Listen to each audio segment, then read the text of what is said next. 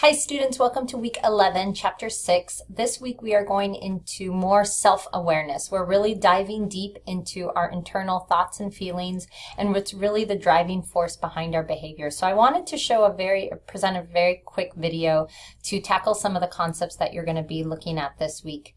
And one of the big concepts from the chapter is looking at our core beliefs. And so you'll find this on page 178 in your textbook. And this is really the meat of what you're learning about this week. And we're looking at our scripts.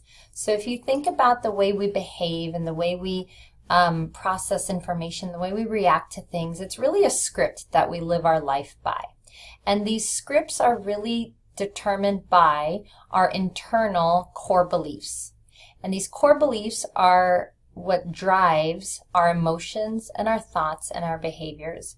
So if you think about how we talk to ourselves, what we think about certain things, that really can drive our emotions. So if we think that we're not good at writing, for example, and that we've been a poor writer our whole life, and our grades in English aren't good, writing papers is always a struggle, and so if we think to ourselves, I'm a really poor writer, emotionally, we're going to feel very discouraged. We're going to feel potentially unmotivated. We're going to be apprehensive to write. We're going to feel negative about our writing experience. Behavior-wise, what could happen is we could avoid classes where writing's a requirement.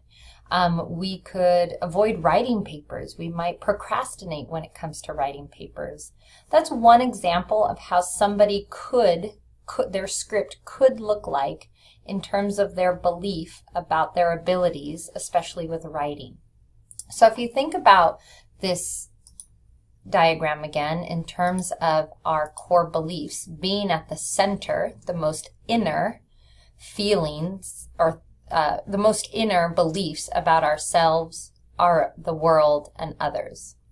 So these core beliefs were formed early in life, typically before the age of 7, which is really something that's kind of amazing. If you think about before the age of 7, our personality really can get formed, and how we view ourselves, the world, and others is really based on our experiences before the age of about 7.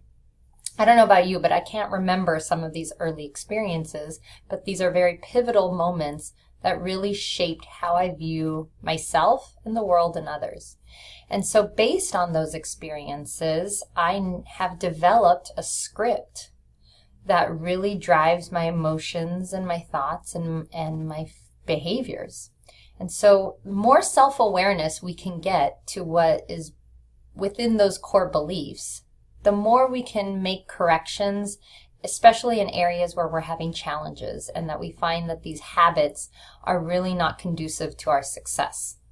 So I want you to think about some of the things that contribute to these core beliefs. And for some of you, you may not be able to dig deep and remember things before the age of 7, but start, if you can, diving deep into some of those things. 2 other concepts that are very important to this and that can start helping us peel back those onion layers. If you think about yourself as an onion, and the more layers you can peel off and get to that center root, the more we can look at those true feelings that are impacting us today. So one of those things are attributions, what we should be. So if you think about in your early life, there are important people in your life. Before the age of 7, usually you're going to have caregivers, either parents, grandparents, family members, whoever your caregivers were. Other people in your life before the age of 7 could be siblings. When kiddos enter the school system before the age of 7, usually around 5 or 6, they start going to school. And teachers can also play a big part. But for the most part, before the age of 7, it's usually your caregivers, maybe family members that lived with you, and or siblings that are really impactful into your development. Attributions are things you should be. Those messages that you got from those important people on terms of what you should be. So I'll give you an example. When I was younger, my dad commonly used the term good girl. Oh, you're such a good girl. If I did something correct, it was, oh, in his eyes, you're a good girl, you're such a good girl for following directions or for listening quietly or for whatever it might be. If I was behaving a certain way, he commonly used the term good girl. So that good girl attribution stuck with me. And that's a challenge sometimes, where confrontation is hard. Be accepting of negative feelings I might have. If I'm upset with somebody, or if I do something that may cause somebody else to have a negative feeling or experience, I feel really guilty because I'm supposed to have that good girl label. So that's an attribution from my childhood that I'm aware of, that has stuck with me and can create some challenges, especially when I need to confront somebody in a positive way, but I struggle with it because I think that I'm doing something that's negative. So think back. Do you have any messages from your childhood on what you should be? What is something that is an attribution that either somebody told you, you saw something, you observed something, and you processed for yourself, I should be this way.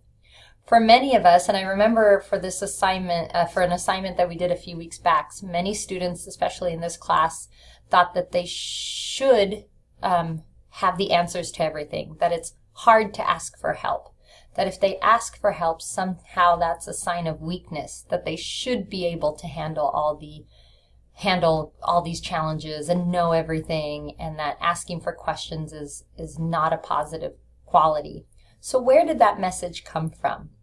So that's part of attributions. Injunctions, on the other hand, are what we shouldn't be or what we're not. So again, if you think about in our society, and I see this very much with my son who's 5, about to turn 6, is that he shouldn't show signs of weakness. He shouldn't display sad emotions. He should always be tough and strong and powerful. And so, again, it's a message. If you think about a kiddo who, falls down, scrapes their knee and is crying, and sometimes I'll see parents react in the sense that they say like, oh, stop crying. You shouldn't be sad about that. Or get over it. Or, don't be this way, or don't cry. I see that a lot. I see a lot of don't cry. And for me, some kiddos could interpret that as I shouldn't display sad emotions. I shouldn't display my emotions like that. And what that can contribute to later on in life is shutting down those emotions. An individual may not be able to connect with sad emotions because they have to cut that off because they were given that message. Again, everybody has unique experiences. We're talking about it in the negative sense, but you can also think about it in the positive sense. If you were given positive messages, that could contribute to positive ways that you think about yourself. And so it's not always negative. We always have positive attributions as well. But think about the challenges that you face in your academics, and again, if those are related to your core beliefs. And the more we can uncover this process and we can uncover this little pattern for ourselves, we can get to our core beliefs and start challenging them. So the nice thing is they're not stuck, they're not permanent. We can change these ways that we believe about ourselves, and we can start looking at, hey, how can I challenge myself to think differently? Am I always having to live by the good girl label? No. Is it okay for me to have some negative experiences or negative thoughts, negative feelings? Can I confront somebody in a positive way and also be respectful and have good communication? Absolutely. So the more we can uncover for ourselves and become self-aware, the more we can change our courses of habits for the future. So hopefully this helps explain a little bit. If you need any more help with the concepts from this week, please let me know. I'm happy to dialogue, talk with you over the phone, further explain. Have a good rest of your week.